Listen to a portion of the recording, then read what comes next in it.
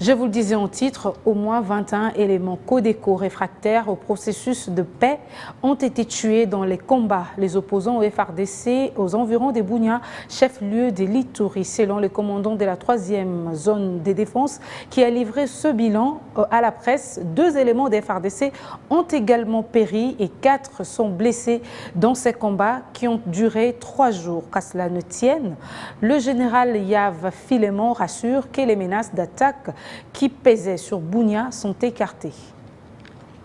Le commandant de la 3e zone de défense informe l'opinion publique que depuis le 4 septembre 2020, la population de la ville de Bunia et ses environs traverse une psychose due à l'incursion du groupe armé Codeco des Ekere réfractaires de l'acte d'engagement.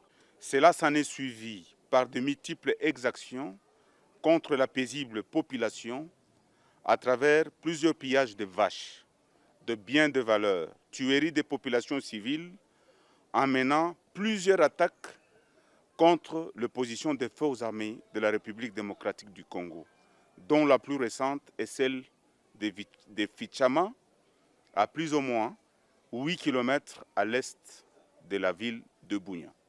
Compte tenu de ces multiples exactions, les forces armées de la République démocratique du Congo viennent depuis ce 23 octobre 2020 de riposter farouchement à l'attaque de ces hors-la-loi se trouvant dans la chefferie de Walendu Tachi.